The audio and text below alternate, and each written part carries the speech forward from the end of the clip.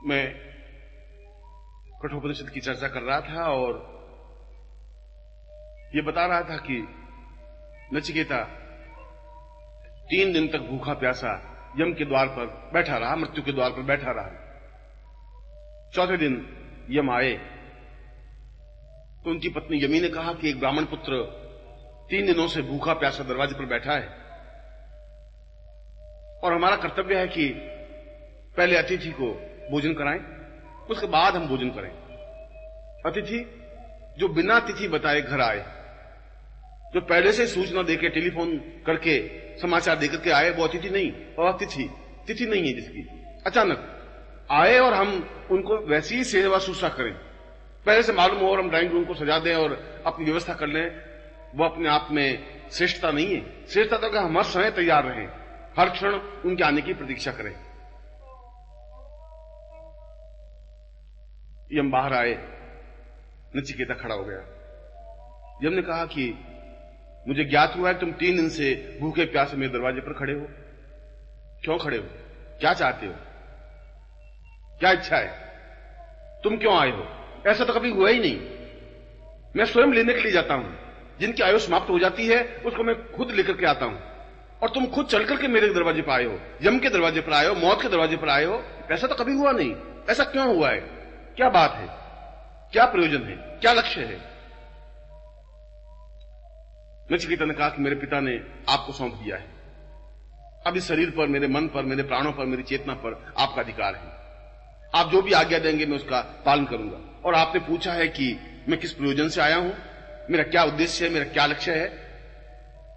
तो मेरा लक्ष्य और उद्देश्य यह है कि मैं उस विद्या को जानना चाहता हूं, उस क्रिया को जानना चाहता हूं कि जिसके माध्यम से मृत्यु से परे हो सके। किस क्रिया से हम मृत्यु से पार जा सकते हैं। मृत्यु हमारा कुछ भी बिगाड़े नहीं, मृत्यु हमें लेने के लिए आवे ही नहीं। क्या कोई ऐसी विद्या है, क्या कोई ऐसी तरकीब, कोई स्थिति है जिसकी वजह से हम मृत्यु को जीत सके, मृत्यु पर विजय प्राप्त कर सके, मैं आप पर विजय प्राप्त कर सकूं? ऐसी क्या स्थिति है, क्या स्टेज है, कौन सा चिंतन है, कौन सी साधना है? यम ने कहा कि तुम 3 दिन से मेरे दरवाजे पर भूखे प्यासे बैठे रहे हो, इसलिए तुम 3 वरदान मांग लो और मैं तुम्हें तीनों वरदान दूंगा। नचिकेता ने कहा कि यदि आप मुझे वरदान देने के लिए आतुर ही हैं, यदि आप वरदान देना ही चाहते हैं, तो पहला वरदान तो यह दीजिए कि मेरे पिता को कभी क्रोध नहीं आए, वे शांत और सहज भाव से रहें और सरल प्रकृति से, शांति से, बिना क्रोध किए जीवन यापन करें, उनके जीवन में सुख और सौभाग्य हो। बड़ा अद्भुत वरदान था। अपने लिए कुछ नहीं मांगा, उन्होंने मांगा कि मेरे पिता अक्रोधी हों जैसे मैं अक्रोधी हूं, क्योंकि अक्रोध से ही जीवन की पूर्णता पाई जा सकती है। जो क्रोध कर लेता है वह बीच में समाप्त हो जाता है, वह तो खत्म हो जाता है। क्रोध व्यक्ति को घायल कर देता है, मार देता है। मृत्यु क्रोध का ही दूसरा रूप है। जितने लड़ाई झगड़े होते हैं क्रोध की वजह से होते हैं। महाभारत हुई, रामायण हुआ, आज पड़ोसियों के लड़ाई झगड़े होते हैं, मारपीट होती है, इसके मूल में क्रोध है। क्रोध नहीं है तो फिर मृत्यु नहीं है। और मेरे पिता जरूर मृत्यु को प्राप्त हो जाएंगे, क्योंकि उनके पास क्रोध बहुत ज्यादा है।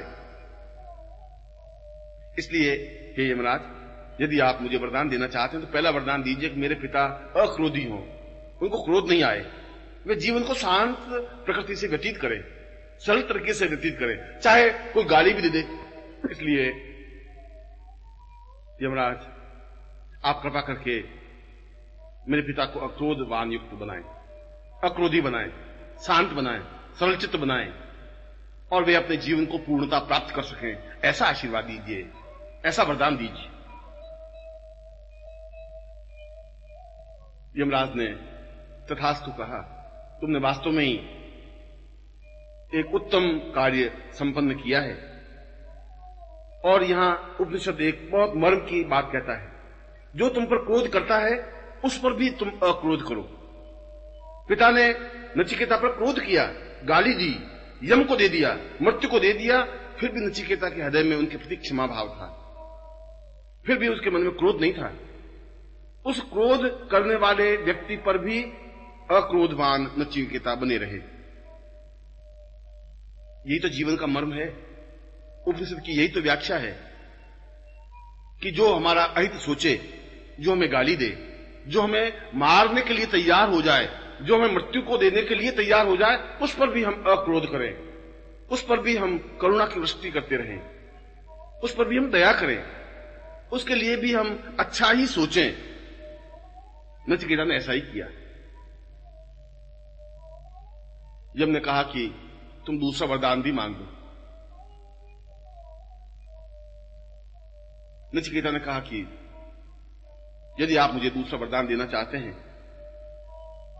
तो मुझे अग्नि विद्या दीजिए, जिस विद्या के द्वारा मैं जीवन की पूर्णता प्राप्त कर सकूं, जिस विद्या के द्वारा मैं अपने जीवन को अग्निमय बना सकूं, क्योंकि उस अग्निमय स्वरूप में ही मेरे जीवन की पूर्णता संभव है। यहां पर उपनिषदकार ने एक बहुत महत्वपूर्ण बात कही। हमारा शरीर इसलिए उष्ण है, इसलिए स्वस्थ है, इसलिए जीवित है कि वह अग्निमय है, अग्नि तत्व प्रधान है। जिस समय अग्नि तत्व प्रधानता क्षीण हो जाती है, शरीर ठंडा हो जाता है, शरीर मृत्यु को प्राप्त हो जाता है। जब तक शरीर में अग्नि है तब तक शरीर मृत्यु को प्राप्त हो ही नहीं सकता।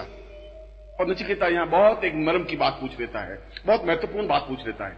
वो कहता है कि मुझे उस अग्नि विद्या को सिखाइए जिसके द्वारा मैं निरंतर अपने हृदय में, अपने शरीर में, अपने प्राणों में अग्नि को प्रज्वलित बनाए रखूं। और यह प्राणाग्नि होनी चाहिए। प्राणाग्नि का द्वारा मतलब है प्राण को अग्निमय बना देना, चेतना को अग्निमय बना देना। जिस अग्नि में, जिस प्राणाग्नि में मेरा क्रोध खत्म हो जाए, मेरा लोभ खत्म हो जाए, मेरा मोह खत्म हो जाए, मेरा ज्ञान खत्म हो जाए, मेरे जीवन की चिंताएं खत्म हो जाए, उस अग्नि में जलकर के भस्म हो जाए, मैं ऐसी अग्नि विद्या को चाहता हूं। उस अग्नि विद्या को सीखना चाहता हूं जिसके द्वारा मैं एक तेजस्वी पुंज बन सकूं, तेजस्विता युक्त बन सकूं, मेरे शरीर में एक विद्युत प्रवाह निकल सके, मेरे चारों तरफ आभा मंडल बन सके, मैं जीवन के उन मर्मों को स्पष्ट कर सकूं जिन मर्मों के द्वारा, जिन सत्यों के द्वारा, जिन तथ्यों के द्वारा जीवन को पूर्णता दी जा सकती है, पूरे संसार को एक ज्ञान, एक चेतना, एक श्रेष्ठता दी जा सकती है। और वास्तव में अग्नि विद्या जीवन की श्रेष्ठतम विद्या है। जिसने अग्नि विद्या को प्राप्त कर लिया उसके जीवन में और कोई विद्या प्राप्त करने की आवश्यकता ही नहीं रही, और कोई विद्या जीवन की जरूरी है ही नहीं। क्योंकि अग्नि विद्या का तात्पर्य यह है कि हम सही अर्थों में ब्रह्ममय बन सकें। एक सामान्य मनुष्य से ब्रह्म तक पहुंचने की क्रिया को अग्नि विद्या कहा गया है। अग्नि विद्या का तात्पर्य है कि उन मंत्रों के माध्यम से, उस चेतना के माध्यम से, उस क्रिया के माध्यम से इस शरीर को अग्निपुंज बना दिया जाए। अत्यंत शांत, अत्यंत सरल, अत्यंत तेजस्वी, अत्यंत महत्वपूर्ण और ऐसा अद्वितीय व्यक्तित्व जिसमें क्रोध नहीं हो, जिसमें छल नहीं हो, जिसमें पाप नहीं हो, जिसमें पाखंड नहीं हो, जिसमें व्यभिचार नहीं हो। और ऐसा तेजस्वी पुंज तो ही जीवन की महानता कहा जाता है। महापुरुष बनने की यही तो परिभाषा है। इसी को तो देवत्व कहा जाता है, इसी को श्रेष्ठत्व कहा जाता है, इसी को ऋषित्व कहा जाता है। नचिकेता ने दूसरा वरदान अत्यंत महत्वपूर्ण मांगा। उस अग्नि मंत्र के माध्यम से अंदर की प्राणाग्नि को प्रज्वलित किया जा सकता है। यद्यपि शरीर में जठराग्नि है, और जठराग्नि का तात्पर्य है कि जो कुछ मैं भोजन करता हूं वह पचा सकूं, उसका रस बना सकूं, उसका रक्त बना सकूं, और उस रक्त से अपने पूरे शरीर को जीवित रख सकूं। ये तो जठराग्नि हुई। जठराग्नि के द्वारा हम शरीर को जीवित बनाए रख सकते हैं, मगर प्राणों को जीवित बनाए रखने के लिए प्राणाग्नि की जरूरत है। और प्रत्येक के शरीर में प्राणाग्नि तो है, मगर वह बुझी हुई है। उसमें चेतना नहीं है, उसमें स्फुलिंग नहीं है, उसमें हलचल नहीं है। वह तो ठीक वैसी हुई कि हमारे घर में कोई वस्तु पड़ी है और हम उसका उपयोग जानते ही नहीं, और जब उपयोग नहीं जानते तो उसका कोई प्रयोजन नहीं है। यद्यपि हमारे शरीर में प्राणाग्नि है, मगर वह अपने आप में बुझी हुई है। हमें यह भी पता नहीं कि प्राणाग्नि को कैसे प्रज्वलित किया जाए। और जब तक प्राणाग्नि प्रज्वलित होगी नहीं, तब तक साधना में सिद्धियां प्राप्त होती नहीं, तब तक सफलता नहीं प्राप्त हो सकती, तब तक व्यक्ति उस मृत्यु को नहीं जीत सकता मृत्यु को जीतने के लिए, अमृत्यु तक पहुंचने के लिए, अमरता प्राप्त करने के लिए, पूर्णत्व प्राप्त करने के लिए और सैकड़ों हजारों वर्षों की आयु प्राप्त करने के लिए पहली और अनिवार्य शर्त है कि हम प्राणाग्नि को प्रज्वलित करें। ओम प्राणः सतं वै प्राणत्वं पूर्वौ वदन्तां पूर्वदमदैः। ऋषि की वाणी वेद में स्पष्ट होती है कि अगर मेरे जीवन का सौभाग्य हो तो मेरे प्राणाग्नि प्रज्वलित हो जाए, जो बुझी हुई है, जो शांत है। उस प्राणाग्नि का प्रज्वलन करके मैं जीवन के उन रहस्यों को ढूंढ सकूं जिसके माध्यम से जीवन की श्रेष्ठता प्राप्त हो सकती है। मैं इस मलिन देह को समाप्त कर सकूं, इस गंदगी को समाप्त कर सकूं, उस प्राणाग्नि में मेरे रोगों को समाप्त कर सकूं, मैं वापस यौवनवान बन सकूं, स्फूर्तिवान बन सकूं, चैतन्य बन सकूं। मैं ऐसा बन सकूं कि लोग मुझे देखें और एहसास कर सकें कि वास्तव में पुरुषत्व क्या होता है, स्त्रीत्व क्या होती है। अपने आप में अद्वितीय सौंदर्य प्राप्त कर सकूं और वह अद्वितीय सौंदर्य, आकर्षणता दूसरों को सम्मोहित करने की कला प्राणाग्नि के माध्यम से ही संभव है। और जो वास्तव में अद्वितीय योगी सन्यासी होते हैं, उनके चेहरे में एक विशेष प्रकार का प्रभाव, इफेक्ट होता है, जो दूसरों को देखता है और सामने वाला सम्मोहित हो जाता है, मोहित हो जाता है। उस चेहरे को बोल नहीं पाता, उस आंखों को बुला नहीं पाता। हर क्षण उसके मन में रहता है कि जरूर वह अद्वितीय व्यक्तित्व है, उसके चेहरे में कोई आकर्षण है, उसके आवाज में कोई जादू है। और यह आवाज में जादू, ये चेहरे का आकर्षण प्राणाग्नि जागृत होने पर ही संभव है। और लाखों करोड़ों व्यक्तियों में से किसी एक की प्राणाग्नि प्रज्वलित हो सकती है, और प्रज्वलित हो सकती है गुरु चेतना के माध्यम से, यदि गुरु उसे ज्ञान दे सकता है तो। क्योंकि इस अग्नि को प्रज्वलित करने की क्रिया तो केवल गुरु जानते हैं। वही जानते हैं कि किन मंत्रों के माध्यम से, किस क्रिया के माध्यम से यह प्राणाग्नि प्रज्वलित हो सकती है। और इसके लिए पूर्णत्व या प्राणाग्नि प्रज्वलित करने का अद्वितीय मंत्र क्रिया के माध्यम से संपन्न किया जा सकता है। एक विशिष्ट क्रियाएं हैं और प्रत्येक क्रिया अपने आप में अद्वितीय है। उन 100 क्रियाओं के द्वारा 100 बीजों का उच्चारण करना प्राणाग्नि प्रज्वलित करना है। ओम पूर्वो एक बीज हुआ, सतम दूसरा बीज हुआ, साम चैतन्यम तीसरा बीज हुआ, आतो हो अतांताम ये चौथा बीज हुआ, पूर्वत्वम सपूर्वदमदम ये 5वां बीज हुआ। और इस प्रकार से इन 100 बीजों का उच्चारण करना लोम और विलोम गति से, प्रत्येक क्रिया के माध्यम से, जहां मैं आपके सामने मुद्राएं स्पष्ट कर रहा हूं, इन मुद्राओं के माध्यम से उन बीजों का संपर्क संयुक्त करना अपने आप में प्राणाग्नि को प्रज्वलित करना है। और जब ये प्राणाग्नि प्रज्वलित होती है तो अपने आप में चेहरे पर एक चैतन्यता प्राप्त हो जाती है, अपने आप में आंखों में एक रोशनी पैदा हो जाती है, एक चमक पैदा हो जाती है, एक तेजस्विता, एक प्रकाश पुंज पैदा हो जाता है। यम ने कहा, मैं तुम्हें आशीर्वाद देता हूं कि तेरी प्राणाग्नि प्रज्वलित हो और तुम मृत्यु से परे हो सके। यहां उपनिषदकार ने एक और गूढ़ बात कही। मैंने कहा कि उपनिषद तो प्रत्येक पंक्ति अपने आप में सूत्र है जिसको सूक्ष्मता से समझने की जरूरत है। यम ने कहा कि मैं तुम्हें आशीर्वाद देता हूं कि तेरी प्राणाग्नि प्रज्वलित हो। इसका तात्पर्य यह हुआ कि प्राणाग्नि प्रज्वलित करने के दोनों तरीके हैं, खुद मुद्राओं और क्रियाओं और मंत्र के माध्यम से और किसी अद्वितीय योगी के आशीर्वाद के माध्यम से भी। यदि गुरु चाहे, जिसकी प्राणाग्नि प्रज्वलित है, जो अपने आप में अति विशिष्ट योगी है, सही अर्थों में गुरु है, तो वह आशीर्वाद देकर के भी किसी शिष्य की प्राणाग्नि प्रज्वलित कर सकता है। जैसा यम ने आशीर्वाद देकर के नचिकेता की प्राणाग्नि प्रज्वलित की। नचिकेता ने कोई मुद्राएं नहीं सीखी, नचिकेता ने कोई मंत्र का उच्चारण नहीं किया, मगर फिर भी उसकी प्राणाग्नि प्रज्वलित हुई इसलिए कि यम ने उसका आशीर्वाद दिया।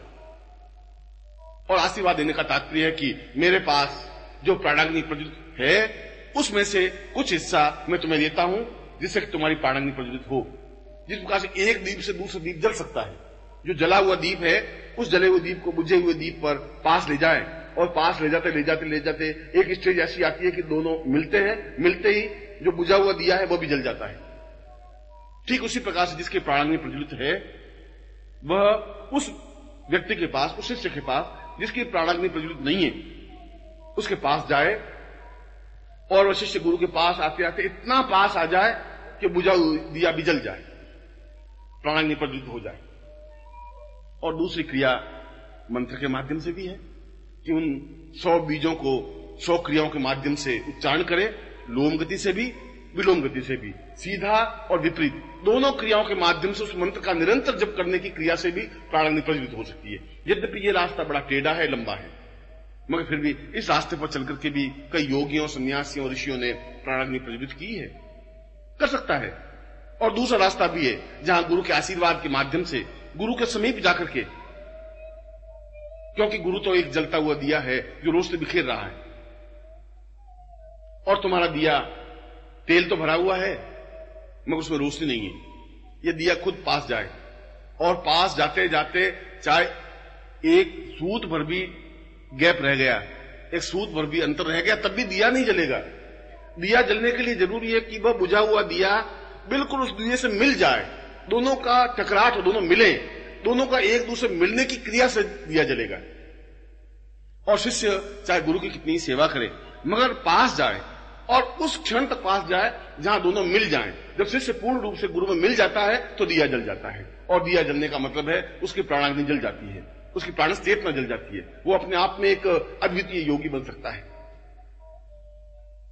यम ने भी उसको आशीर्वाद दिया, नचिकेता को, मैं तुझे आशीर्वाद देता हूं कि तेरी प्राणाग्नि प्रज्वलित हो, क्योंकि प्राणाग्नि प्रज्वलित होने का तात्पर्य है कि अब तुझे मृत्यु प्राप्त नहीं हो पाएगी, अब मृत्यु तुम पर झपट्टा नहीं मार सकती, अब तेरी अकाल मृत्यु नहीं हो सकती, अब मृत्यु तुझे मार नहीं सकती, तू जितने साल, जितनी उम्र चाहे तुम जीवित रह सकता है, 100 साल, 500 साल, 1000 साल, 2000 साल, और स्वस्थ रह सकता है, तंदुरुस्त रह सकता है, दीर्घायु हो सकता है, पूर्ण यौवनवान बना रह करके मृत्यु के परे जा सकता है। क्योंकि जहां मृत्यु नहीं है वहां रोग भी नहीं है, वहां कष्ट भी नहीं है, वहां पीड़ा भी नहीं है, वहां परेशानी भी नहीं है, वहां बाधाएं नहीं है, वहां अड़चने नहीं है, वहां कठिनाइयां नहीं है, क्योंकि हम मृत्यु से भयभीत हैं। और जहां मृत्यु हमारे पास नहीं है, हम मृत्यु से भयभीत नहीं है, फिर हमें किसी बात की चिंता भी नहीं है, क्योंकि पीड़ा, दुख और बीमारियां, कष्ट और वृद्धता, बुढ़ापा और रोग उस मृत्यु के द्वार हैं, मृत्यु के आने की पहली थरथराहट है। जब रोग आता है तो समझ लेना चाहिए अब मृत्यु आसपास आ रही है, वह पहली दस्तक है। इसलिए उपनिषदकार कह रहा है कि जब मृत्यु आने की स्टेज होती है, मृत्यु आने की स्थिति होती है, तो 100 बार दरवाजे पर ठक ठक करती है, कभी तकलीफ के कारण, कभी बीमारी के कारण, कभी हाथ में दर्द है, कभी पांव में दर्द है, कभी आंखों की रोशनी कमजोर हो रही है, कभी दांत गिर रहे हैं, कभी सुनने की स्थिति कमजोर हो रही है, कभी हृदय की धड़कन कम हो रही है, ज्यादा हो रही है, कभी ब्लड प्रेशर हो रहा है। ये सारी स्थितियां बार बार दरवाजे पर ठक ठक कर रही है कि अब मैं आ रही हूं। अचानक मौत नहीं आती, मृत्यु आती है आवाज देती हुई, दरवाजे को ठोकती हुई, दरवाजे पर ठकठकाहट करती हुई। मगर यह अलग बात है, व्यक्ति सुने नहीं।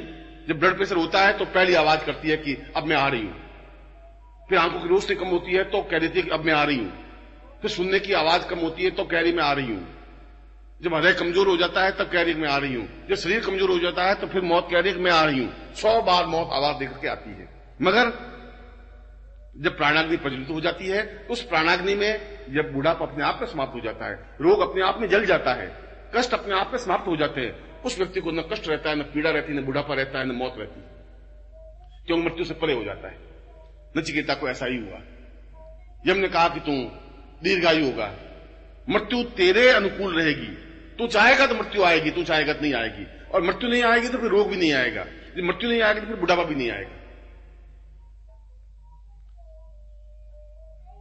नचिकेता ने कहा कि आपने मुझे 30रा वरदान मांगने के लिए कहा और मैं आपकी आज्ञा का पालन करता हुआ 30रा वरदान मांग रहा हूं कि आप मुझे ब्रह्म विद्या का उपदेश दें, जिसके माध्यम से व्यक्ति पूर्ण ब्रह्ममय बन जाता है, पूर्ण ब्रह्मांड का एक भाग बन जाता है, पूर्ण ब्रह्मांड युक्त बन जाता है।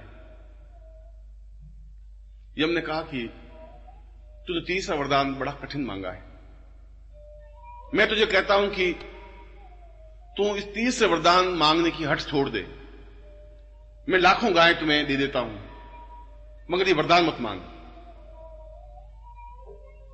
नचिकेता ने कहा कि जो मैंने मांगा है मैं वही प्राप्त करना चाहता हूं। जब ने कहा कि मैं तुझे जितना भी तू चाहे, मैं स्वर्ण आभूषणों का ढेर तुम्हें देने को तैयार हूं, मगर तू इस वरदान को मत मांग, इस विद्या को मत मांग। नचिकेता ने कहा कि मैं उस स्वर्ण ढेर को लेकर क्या करूंगा, वह स्वर्ण ढेर तो समाप्त हो जाएगा, वह तो मेरे शरीर के साथ ही अपने आप में व्यर्थ हो जाएगा, मैं तो उस ब्रह्म विद्या को जानना चाहता हूं जो अपने आप में अमृतत्व है, जो अपना अमृत कुंड है, जो अपने आप में सिद्धाश्रम है, जो अपने आप में पूर्णता है, जो अपने आप में श्रेष्ठता है। और यम एक बार फिर उसको प्रलोभन देते हैं, नचिकेता तो सुंदर स्त्रियों को मांग ले, मैं तुझे असंख्य स्वर्ण स्त्रियां और सुंदर स्त्रियां देता हूं जिसका तू भोग कर सकता है, मगर इस विद्या को मत प्राप्त कर, यह वरदान मत मांग। नचिकेता कहता है कि जो चीज मुझे चाहिए अगर वही मुझे प्राप्त नहीं हो तो मैं हजारों हजारों सुंदर स्त्रियों को लेकर के भी क्या करूंगा, उसकी क्या प्रयोजन होगा। और यहां उपनिषदकार एक नवीन गूढ़ रहस्य को स्पष्ट करता है कि उच्च कोटि की विद्या प्राप्त करने के लिए गुरु कई पासे फेंकता है, गुरु प्रलोभन देता है, यह विद्या तेरे काम की नहीं है, तो उस विद्या को प्राप्त मत कर, मैं तुझे लक्ष्मी साधना दे देता हूं, मैं तुम्हें तारा साधना दे रहा हूं, मैं तुम्हें अप्सरा साधना दे रहा हूं, उस अप्सरा साधना के माध्यम से तू जीवन का आनंद प्राप्त कर सकेगा, अप्सरा हर क्षण तेरे पास रहेगी, लक्ष्मी आबद्ध क्रिया दे रहा हूं जिसके माध्यम से लक्ष्मी तेरे पास 24 घंटे रहेगी, धन की वर्षा होती रहेगी। गुरु भी अपने आप में टटोलता है और गुरु को टटोलना चाहिए, यह जरूरी है गुरु के लिए, क्योंकि अगर ऐसा गुरु नहीं करे तो फिर एक अपात्र को कोई विद्या चली जाएगी। मगर जो योग्य शिष्य हैं, जो कर्मठ शिष्य हैं, जो अपने आप में अद्वितीय शिष्य हैं, वो प्रलोभनों में नहीं आते। उनका तो एक लक्ष्य होता है, एक उद्देश्य होता है, वह तो एक ही बात सोचते हैं। जो यदि नचिकेता चाहता तो बीच में रुक जाता है, प्रलोभनों में आ जाता है, वो स्वर्ण ढेर लेकर के शांत हो जाता है, वह सुंदर स्त्रियों को प्राप्त करके रुक जाता है। मगर जो बीच में रुक जाता है, जो गुरु के इस प्रकार के आशीर्वाद से या गुरु के इस प्रकार के प्रलोभन से यदि शिष्य बीच में रुक जाता है तो समझना चाहिए कि यह शिष्य अपात्र है या योग्य है, यह शिष्य ब्रह्म विद्या प्राप्त करने का अभिलाषी नहीं है, ब्रह्म विद्या को प्राप्त करने का इसमें तजुर्बा नहीं है, इसमें चेतना नहीं है, इसमें एक जीवट नहीं है। क्योंकि ब्रह्म विद्या को प्राप्त करने का तात्पर्य है कि अपने आप में व्यक्ति कर्मठ हो, योग्य हो, साहसी हो, दृढ़ निश्चयी हो, प्रलोभनों से परे हो। आज ब्रह्म विद्या प्राप्त करने के बाद फिर वो प्रलोभन में गिर जाता है तो उससे ज्यादा असक्त, इससे ज्यादा घटिया शिष्य तो कोई बन ही नहीं सकता। आज ब्रह्म विद्या को जानने वाला यदि छोटे से स्वार्थ में प्रेरित हो जाता है तो कितना बड़ा नुकसान हो सकता है। आज ब्रह्म विद्या को जानने वाला अगर शिष्य स्त्रियों के चक्कर में पड़ जाता है तो कितनी बड़ी अहित हो जाता है। इसलिए उसकी परीक्षा लेनी जरूरी है, उसको टोकना जरूरी है, उसको अन्य कई तरीकों से उसको चेतना देनी जरूरी होती है।